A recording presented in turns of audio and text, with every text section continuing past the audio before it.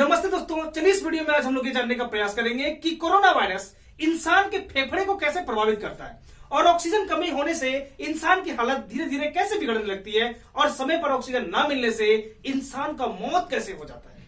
तो चलिए इस वीडियो में ये सभी जानकारी को हम लोग हासिल करने का प्रयास करेंगे।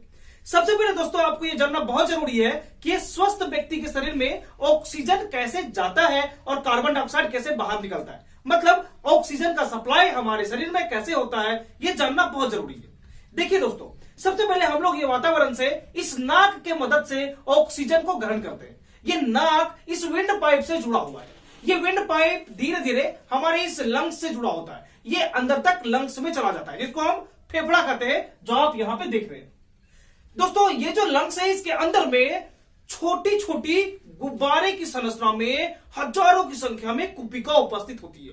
कुपिका बैलून की संरचना में इधर भी है और इधर भी है, मतलब दोनों लंग्स में होता है।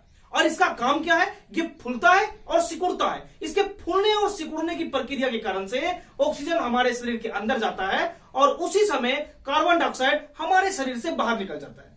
यह प्रक्रिया दोस्तों एक स्वस्थ व्यक्ति के शरीर में होता है। लेकिन आपको जान के यह हैरानी हो जाएगा कि कोरोना वायरस हमारे शरीर को कैसे प्रभावित करता है।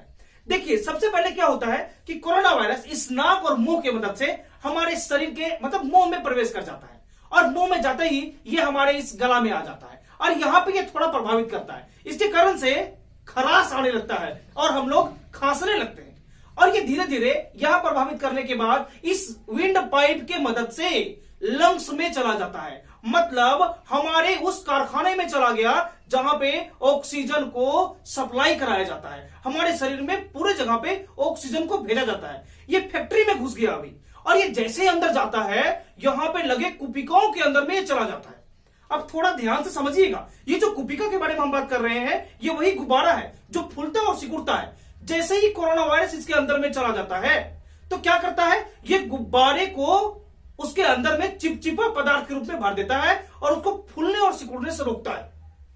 अब ये धीरे धीरे सभी गुब्बारे में भर जाता है और पता है क्या होता है, हमारे शरीर में ऑक्सीजन का जो जाना है, जो सप्लाई है, वो रुक जाता है।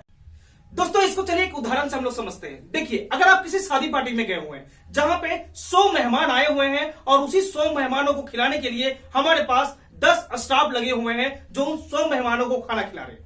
अब थोड़ा समझने का प्रयास कीजिएगा, उन 10 स्टाफ में से 5 स्टाफ अभी व्यस्त है या फिर वो खाना नहीं खिला रहा है, वो वहां से चला गया है। तो फिर क्या होगा, तो वो जो 5 स्टाफ बचे हुए हैं वो 100 आदमियों को उतना अच्छे तरीके से नहीं खिला पाएगा जितना अच्छे तरीके से पहले 10 स्टाफ खिला रहा था।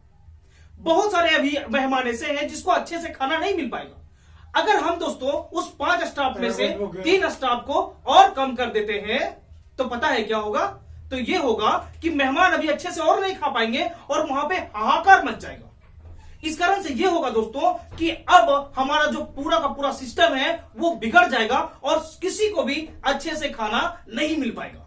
ये पूरा का पूरा प्रक्रिया हमारे शरीर के अंदर लंग्स में होता है। पता है क्या होता है, ये जो कुपिका है ना, वो वही स्टाफ के जैसा काम करता है जो उस शादी पार्टी में खाना खिलाने का काम कर रहा था। कुपिका हमारे शरीर में ऑक्सीजन को सप्लाई करने का काम करता है। ये हमारे रुधिर वाहिकाओं में भेजता है और पूरे शरीर में ऑक्सीजन को भेज देता है। पता है दोस्तों, ये धीरे धीरे प्रभावित हो जाता है और फूलना और सिकुड़ना बंद कर देता है। इस कारण से क्या होता है, हमारे शरीर के विभिन्न भागों तक ऑक्सीजन नहीं जा पाता है।